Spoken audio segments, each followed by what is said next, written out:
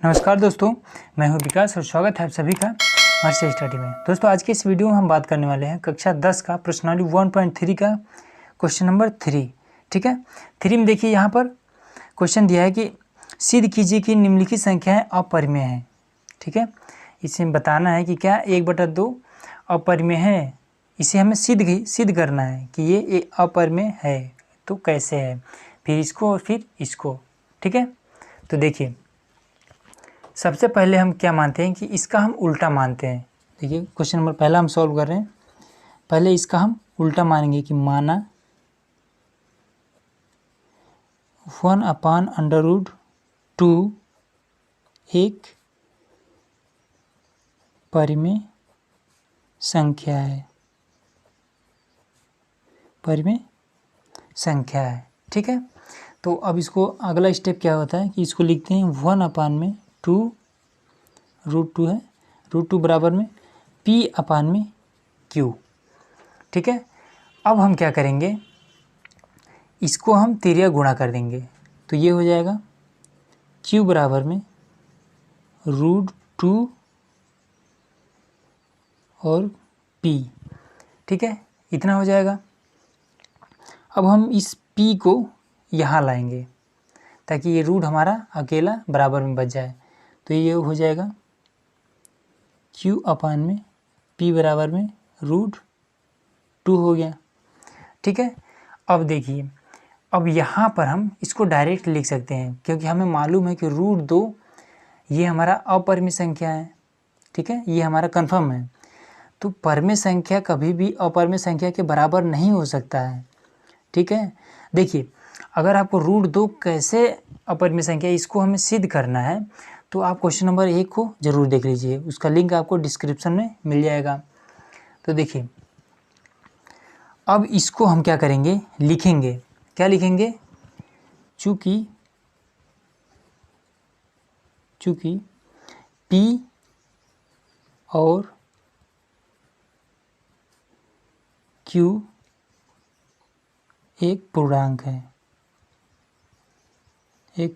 है, तो Q/P एक परिमेय संख्या होगी। ठीक है, परिमेय संख्या होगी। ठीक है, अर्थात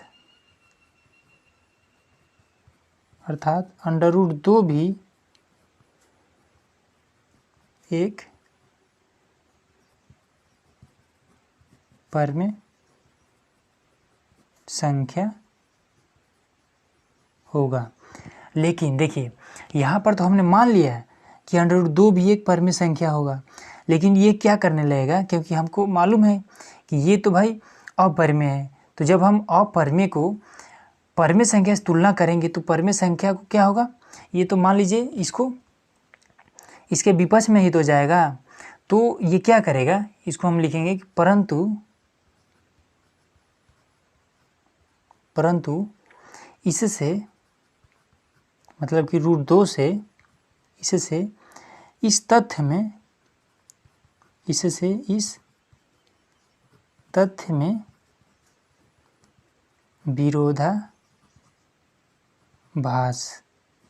विरोधाभास प्राप्त होगा। क्यों प्राप्त होगा, क्योंकि हम परिमेय संख्या का तुलना अपरिमेय संख्या से नहीं कर सकते हैं। ठीक है, प्राप्त होगा कि √2 एक अपरिमेय संख्या है। ठीक है, इतना हम लिख देंगे और हमें ये हमारा आंसर हो जाएगा। ठीक है, अब देखिए इसी प्रकार से हम क्वेश्चन नंबर 2 को सॉल्व करेंगे। देखिए अब इसको हम क्या मानेंगे, इसको हम मानेंगे माना 7/5 एक परिमेय संख्या है। ठीक है, ये हमने माना एक परिमेय संख्या है। तो अब इसका अगला स्टेप क्या होता है, 7 5 बराबर में क्या मानते हैं, P अपान में Q। इस P अपन Q के जगह पे कुछ भी हम मान सकते हैं। देखिए P अपन Q का रूल क्या होता है कि Q कभी भी 0 नहीं होना चाहिए तथा ये अभाज्य होना चाहिए। ठीक है, जब अभाज्य होगा तभी भी, जब कोई भी संख्या अभाज्य होगा तभी ये परिमेय संख्या होगा। ठीक है, अगर आपको देखिए, अगर आपको अभाज्य के बारे में विधिवत जानना है तो क्वेश्चन नंबर 1 को जरूर देख लीजिएगा, लिंक आपको डिस्क्रिप्शन में मिल जाएगा। ठीक है, तो देखिए इसको आगे सॉल्व करेंगे। तो इसको हम क्या करेंगे, √5 को हम इधर ही लिख के और 7 इसके साथ गुणा कर रहा है तो इधर आएगा तो भाग करेगा, तो भाग कर देते हैं इसको, तो ये हो जाएगा P अपान में 7Q हो जाएगा। ठीक है, तो अब देखिए हमें मालूम है, एकदम कन्फर्म है कि √5 एक अपरिमेय संख्या है और ये अपान में है तो ये तो हमारा परिमेय संख्या है। तो देखिए कभी भी अपरिमेय संख्या परिमेय संख्या के समान नहीं हो सकती है। ठीक है, तो इसको हम देखिए कैसे लिखेंगे, इसको बस लिख देना और आपका आंसर हो जाएगा। लिखेंगे कि P तथा Q एक पूर्णांक है। ठीक है, पूर्णांक है तो P अपान में 7Q एक परिमेय संख्या होगा अर्थात √5 भी एक परिमेय संख्या होगा। ठीक है, देखिए यहाँ पर मामला कहाँ से गड़बड़ हो जाए, जब हम P अपान 7Q को एक परिमेय संख्या मानते हैं तब तो ठीक है, जब हम √5 को भी हम तुलना परिमेय संख्या के साथ करने लगते हैं तब ये इसको समस्या हो जाती है। तब हम अगला स्टेप क्या लिखेंगे, अब लिखेंगे कि परंतु √5 इस तथ्य में विरोधाभास के रूप में प्राप्त होता है। ठीक है, इसका अगला स्टेप क्या लिखेंगे कि परंतु √5 इस तथ्य में एक विरोधाभास के रूप में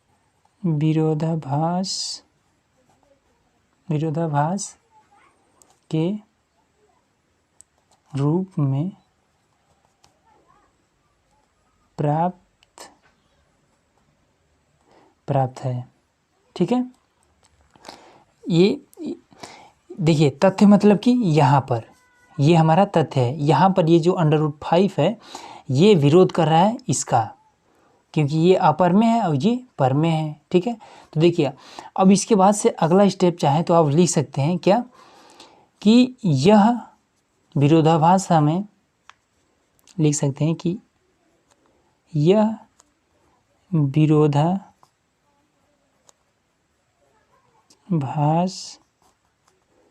हमें हमारी गलत कल्पना के कारण प्राप्त है। ठीक है, यहाँ पर देखिए गलत कल्पना क्या हमने किया है, क्योंकि हमने ये एक अपरिमेय है तो हमने यहाँ पर क्या माना, इसको माना है परिमेय, तो ये हमने गलत कल्पना किया है ना, क्योंकि इसको हमने परिमेय माना है। तो यही यहाँ पर हमने लिखा है कि यह विरोधाभास हमें गलत कल्पना के कारण प्राप्त है। ठीक है, तो लिखेंगे कि अतः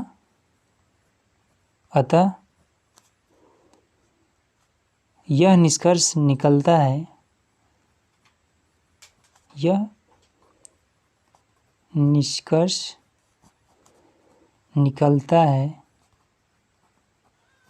निकलता है कि 7 और √5 एक अपरिमेय संख्या है, ठीक है, एक अपरिमेय संख्या है, ठीक है।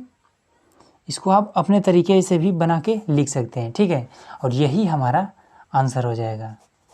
तो हमारा दूसरा नंबर हो गया। अब तीसरा नंबर देख लेते हैं।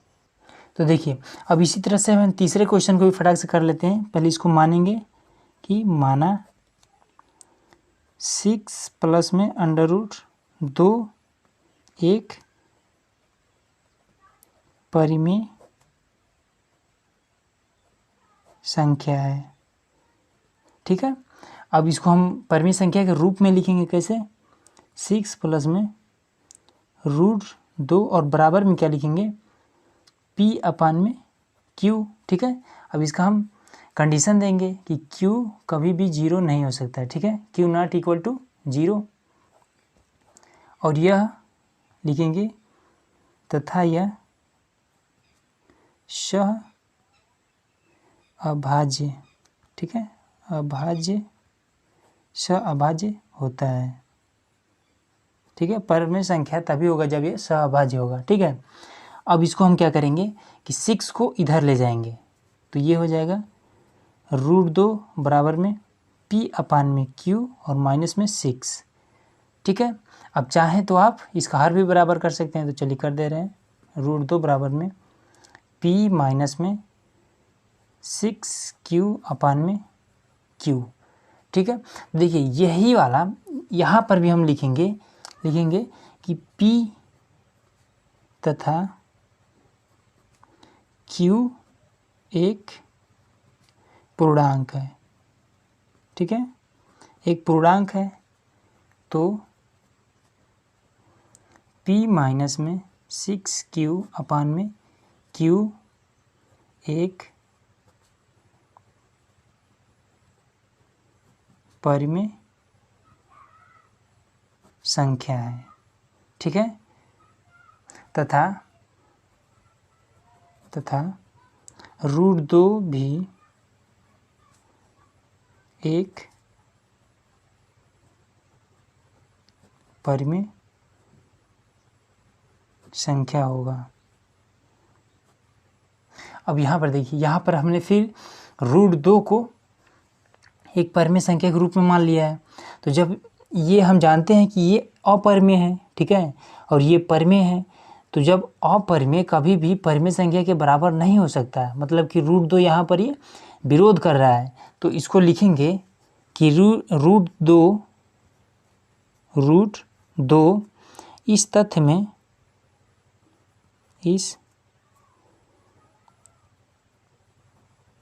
तथ्य में विरोधाभास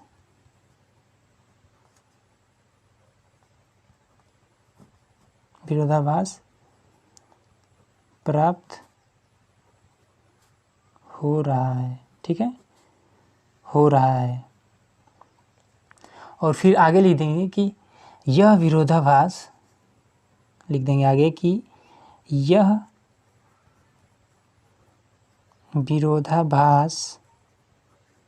विरोधाभास हमें हमारे गलत कल्पना के कारण हुआ है, ठीक है। हमने गलत कल्पना कौन सा किया है, ये वाला, क्योंकि हम जानते हैं कि ये एक अपरिमेय संख्या है, लेकिन हमने कल्पना करके क्या माना है, इसको परिमेय संख्या माना है, वही यहाँ पर लिखा है, ठीक है। तो लिख देंगे कि अतः हमारा यह निष्कर्ष निकलता है कि 6 प्लस में √2 एक अपरिमेय संख्या है, ठीक है,